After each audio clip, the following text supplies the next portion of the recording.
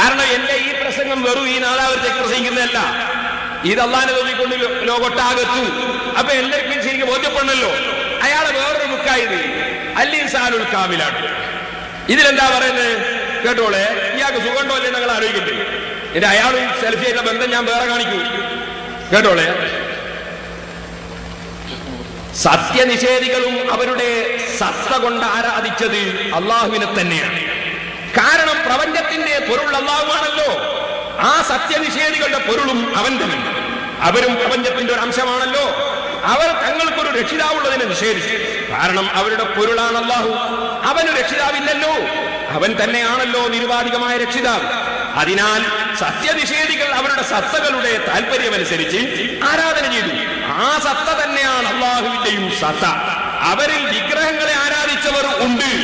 അള്ളാഹുവിന്റെ സത്ത പ്രപഞ്ചത്തിലെ ഓരോ അണുവിലുമുണ്ടല്ലോ, സമ്പൂർണമായും ഉണ്ട്. പക്ഷേ അവതരണമോ ഐക്യമോ അല്ലാതെ അള്ളാഹു അവതരിച്ചിട്ടുമില്ല, ഐക്യപ്പെട്ടിട്ടുമില്ല. അല്ലാതെ തന്നെ ഓരോ അണുവിലും അവനുണ്ട്. അതിനാൽ ആ വിഗ്രഹങ്ങളുടെ പൊരുളും അവൻ തന്നെയാണ്. അതിനാൽ അവർ ആരാധിക്കുന്നതും അള്ളാഹുവിനെ അല്ലാതെ മറ്റാരെയുമല്ല. എന്തിനെ ആരാധിച്ചാലും അത് അള്ളാഹുവിനെ ആയേ വരൂ. ആരാധനക്കർഹൻ അവൻ മാത്രം. ഇതൊന്നും അറിയാതെ വിഗ്രഹങ്ങളെ ആരാധിച്ചാലും അത് അള്ളാഹുവിനുള്ള ആരാധന തന്നെ. അപ്പൊ ഒന്നും അറിയാതെ വിഗ്രഹങ്ങൾ ആരാധിച്ചാലും അള്ളാഹു തന്നെ ആരാധിക്കുന്നത്. ഇത് മുഴുവൻ അമ്പിയാക്കൾ പറഞ്ഞതിന് എതിരാണ്. അപ്പൊ ഇയാൾക്ക് സുഖണ്ട് എന്ന് ആര് പറയുന്നത്? ഇവിടെ നാദാവരത്ത് വന്നിട്ട് സെലവി പറയുന്നത് ഇയാൾക്ക് ഒരു സൂക്കേടും ഇല്ല. നിങ്ങൾ മനസ്സിലാക്കണം.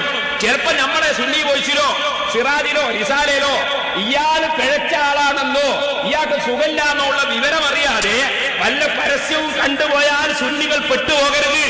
ഇയാള് കാരണം സുന്നി വോയിസ് പരസ്യം സ്വീകരിക്കാൻ അവിടെ ഓഫീസിൽ ഞാനല്ല ഇരിക്കുന്നത്, കാന്തപുര ഉസ്താദല്ല ഇരിക്കുന്നത്. അവിടെ ഇതൊന്നും വായിച്ച് പഠിക്കാത്ത സാധാരണക്കാരാ ജോലിക്കാരുണ്ടാവുക. അപ്പൊ ഇയാളേതെങ്കിലും പുസ്തകത്തിന്റെ പരസ്യം സിറാജിലോ സുന്നി വോയിസിലോ ഇനി വേറെ ഏതെങ്കിലും മാസികയിലോ വന്നാൽ ഞാൻ സുന്നി മുസ്ലിമീങ്ങളോട് പറയുന്നു, ഞാനിത് 10 കൊല്ലം മുമ്പേ തന്നെ പറഞ്ഞതാണ്. പക്ഷേ ഇത്ര പരസ്യമായിട്ടല്ല, കണ്ണൂർ ജില്ലയിൽ വെച്ച് പറഞ്ഞതാ. ഞാനൊരു കാര്യം ഓർമ്മപ്പെടുത്തു, ഇയാൾക്ക് സൂക്കേടാണ്. ഈ സുഖമില്ലാത്ത ഈ മൗലവിയുടെ പുസ്തകങ്ങളാണ് ഈ ഹുസൈൻ സലഫി ഷാർജയിലും മറ്റു പല സ്ഥലത്തും ഇരുന്ന് വായിച്ച് കേൾപ്പിച്ചിട്ട് സുന്നി കുട്ടികളെ മുജാഹിദാക്കാൻ വേണ്ടി ഏറ്റവും കൂടുതൽ ഇതുവരെ ഉപയോഗപ്പെടുത്തിയത്. ഇപ്പൊ നാദാവരത്ത് സലഫി വന്നത് അള്ളാഹു ചെയ്ത സുന്നികൾക്ക് ചെയ്ത ഏറ്റവും വലിയ അനുഗ്രഹമാണ്. അതുകൊണ്ട് ഈ കാര്യങ്ങൾ ജനങ്ങളെ ബോധ്യപ്പെടുത്താൻ എനിക്ക് അവസരമുണ്ടായി. ഞാൻ പ്രത്യേകിച്ച് നിങ്ങളോട് പറയാൻ, എന്റെ മാന്യ മുസ്ലിമീങ്ങൾ മനസ്സിലാക്കണം. ഈ KV മുഹമ്മദ് മുസ്ലിയാർ പന്താവൂർ എന്ന് പറയുന്ന ആളും അതേസമയത്ത് ഈ മുജാഹിദുകളും തമ്മിൽ വലിയ ബന്ധമുണ്ട്. അവർ പരസ്പരം ഒത്തിട്ടെടുക്കുന്ന പണികളാണിത്. ഫത്ഹുൽ മുഈനെ നിസ്സാരപ്പെടുത്താനാണ് നേന്ത്രക്കൊലക്ക് പൊത എന്ന് പറഞ്ഞത്. അതുപോലെ കോണെടുത്ത് നിസ്കരിക്കാന്ന് പറഞ്ഞു. അത് ഇമാമികളെ നിസ്സാരപ്പെടുത്താനാണ്. അത് മുജാഹിദുകളിൽ അച്ചാരം വാങ്ങിയിട്ട് എഴുതുന്നതാണ്. ഇത് പേരോട് വെറുതെ പറയുന്നതല്ല. ഞാൻ അതിന്റെ തെളിവാണ് കാണിക്കാൻ പോകുന്നത്. മൗലവി പറയുന്നത് പന്താവൂരിന്റെ ടെലിഫോൺ നമ്പർ മുജാഹിദുകളായ എല്ലാവരുടെയും കയ്യിലുണ്ട്. ആരെടുത്താ കയ്യിൽ ടെലിഫോൺ നമ്പർ ഉണ്ടാവുക? ടെലിഫോൺ നമ്പർ ഉണ്ടാവുക ആരെടുത്താ? നിങ്ങൾ ക്രൈം ബ്രാഞ്ചിൽ പോയിട്ടൊന്ന് അന്വേഷിച്ചു നോക്ക്, അല്ലെ വല്ല പോലീസ് ഉദ്യോഗസ്ഥന്മാരോട് ചോദിച്ചു നോക്ക്. ഒരാളെ ടെലിഫോൺ നമ്പർ ആരെടുത്താ ഉണ്ടാവുക? ബന്ധമുള്ളവർക്കല്ലേ ടെലിഫോൺ നമ്പർ ഉണ്ടാവുക. അപ്പൊ മുഴുവൻ ടെലിഫോൺ നമ്പറുകളിലും മുജാഹിദുകളുടെ ടെലിഫോൺ നമ്പറുകളിൽ KV മുഹമ്മദ് മൗലവി പന്താവൂരിന്റെ ടെലിഫോൺ ഉണ്ടെന്ന് ഇവിടുന്ന് മൗലവി പ്രസംഗിക്കുകയാണ്. അതാ ഞാൻ കേൾപ്പിക്കാൻ പോകുന്നത്.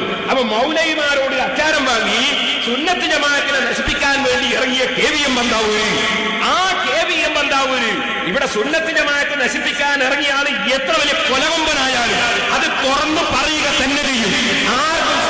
ആർക്കും അതിന് സംശയം വേണ്ട. ആരെയും ഇങ്ങനെ മൂലയിലിട്ടാണെന്ന് വിചാരിച്ചിട്ടില്ല. സുന്നത്ത് ജമാഅത്ത് നശിപ്പിക്കാമെന്ന ഓരോരുത്തരെയും ശരിക്ക് തുറന്നു കാണിക്കാനാണ് ജീവിക്കുന്നത്, അതിനാണ് മരിക്കുന്നത്. അത് ഓർമ്മിച്ചോളണം.